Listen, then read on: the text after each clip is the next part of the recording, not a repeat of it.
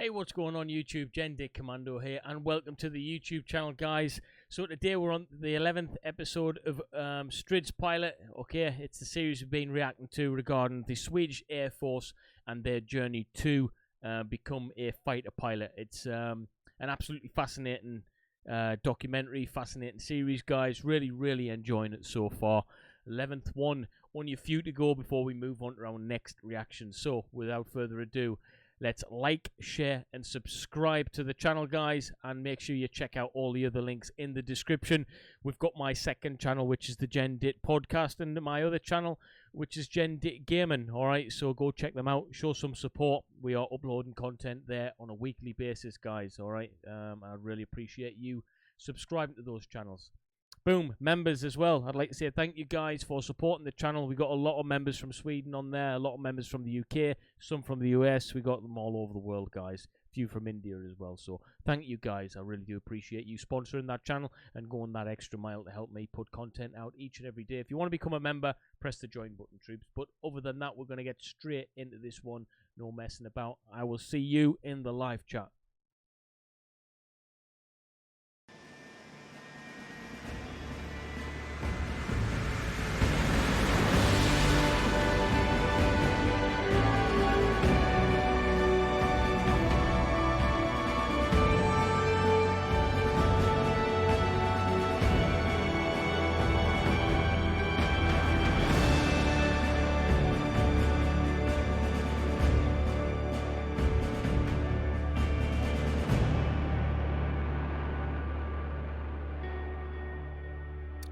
Urban blah. Right, guys, 11th one, man. Can't believe it. We're here. Let's enjoy it.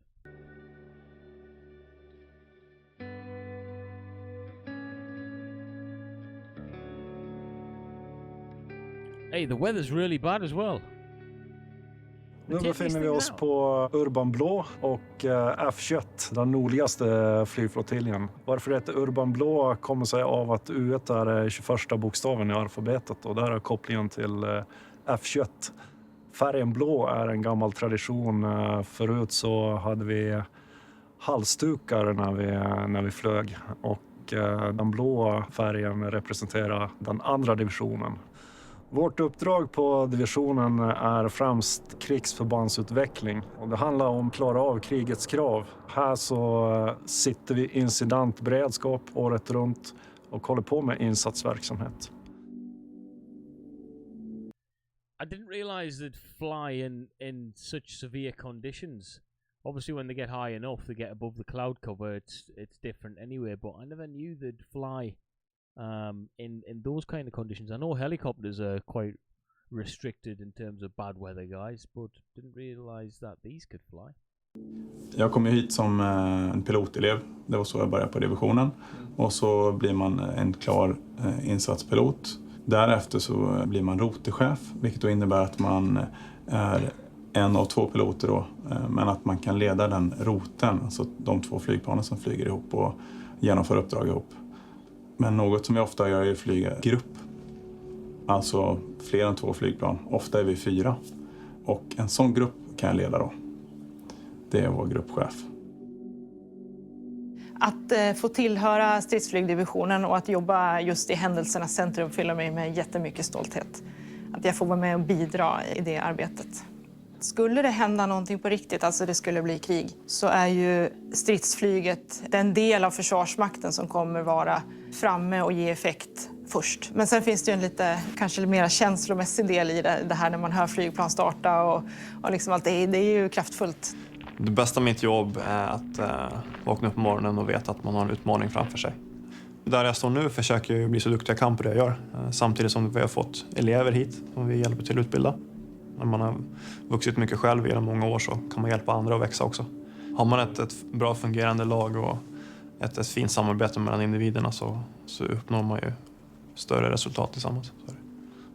Till en början så var man väldigt inställd på just att bara flyga. Jag tänkte inte så mycket på egentligen hur livet skulle bli, utan det tar vi allt eftersom. Flyga Gripen, det är ju en del kickar på sätt och vis, men jag tycker inte det är det som är en stor grej med jobbet, utan snarare just att man arbetar i grupp.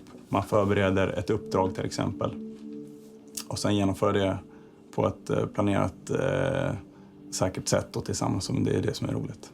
Min bakgrund är ju gammal och trogen. Jag har ju varit på F21 här sedan 1995. Jag har flugit... So he's been there like 25 years. That's crazy. So he's a very, very, very experienced man.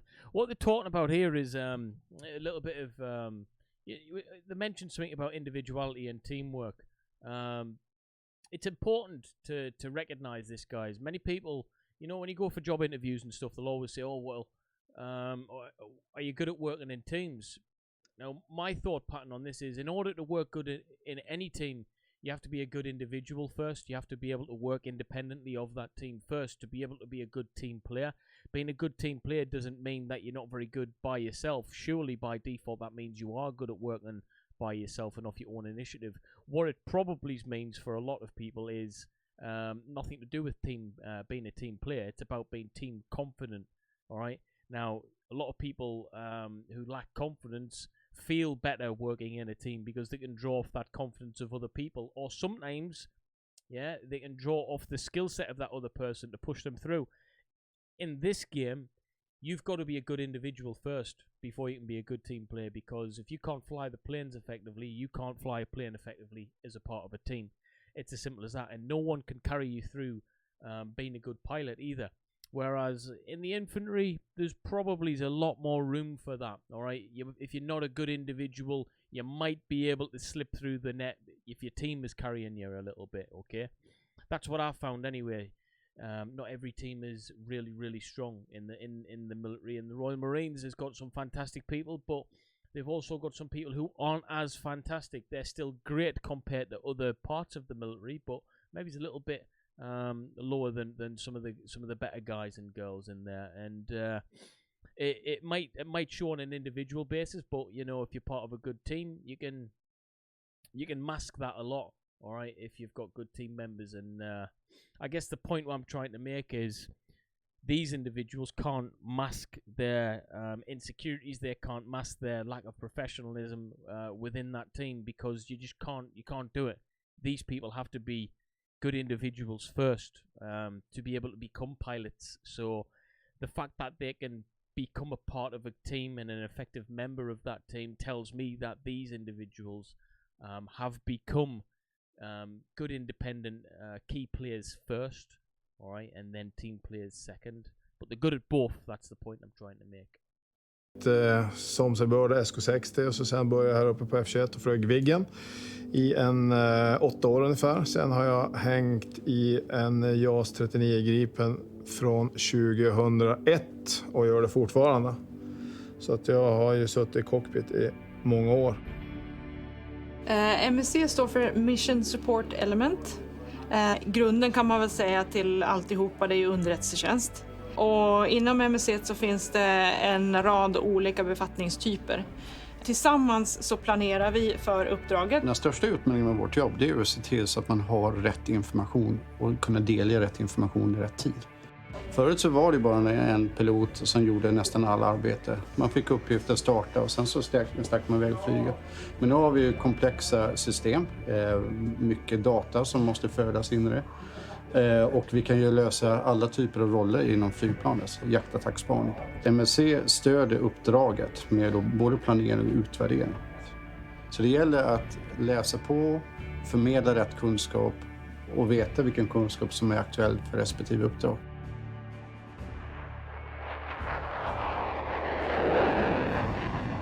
Om du tittar flygprofessionsmässigt så är ju området här uppe fullständigt världsunikt med mycket övningsområden, lite störning för civiltrafik. Så att vara pilot och utbilda sig till pilot, så kanske Luleå och F21 är världens bästa ställe.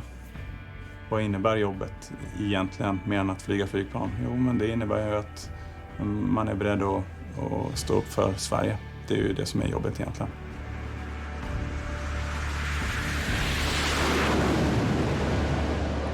Right, let's have a chat about that, actually. That last little bit there. Yeah, I guess it is a good point what he's just mentioned there. It's not just about being able to become a pilot and fly an aircraft. It's about being able to stand up for, in his case, Sweden, and in my case, stand up for your country. You know, it's the same reason I've got the flag behind me, you know, the Union Jack. It's the country that I'm residing on. And, you know, being part of the military is to defend its rights, okay? And defend it in the right way. It's one of those things, isn't it, you know? Are you prepared to sign on the dotted line and help defend your country in the right circumstances? And yeah, I guess these individuals are all patriotic in their own way, doing it for what they believe to be the right reason, and we all do that in some way, shape, or form when we sign up for the military. Has been as me signing up for the Royal Marines and becoming a Royal Marine in my 20s, and doing nearly 6 years in there made me a better person? Yes. Has it made me more humble? Yes. Has it made me more patriotic? Yeah, it has. But it's also made me a little bit what's the word I'm looking for?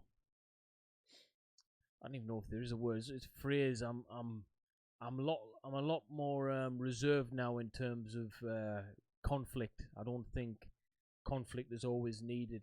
I generally believe most conflicts can be sorted out with dialogue first. In an ideal world, we wouldn't even need a military, really. But it's not an ideal world, so we need militaries. But certainly, if you've done any time in the military, like myself, you'll agree with me, and most people who haven't served in the military will be shocked when I say this. You definitely don't want war to happen when you've been in the military, when you've acquired a decent age in the military as well, and a little bit of wisdom behind it. I'm not talking when you first pass out and you might be in your early 20s and you think war is everything and anything, you know. I'm talking a few years in, you know, probably in your 30s, maybe as a kid or two, a wife. That's when you start thinking differently about the military and, you know, the worst case scenario of it, because people lose their lives in this job. Rest assured, the people lose their lives in this job. That's why the respect is there from me to these people, because they sign on the dotted line and they put their lives at risk each and every day for our freedoms. But I would like to see in a couple 100 years' time, you know, looking back in history, that wars got fewer and far between. That would be a nice scenario, I think.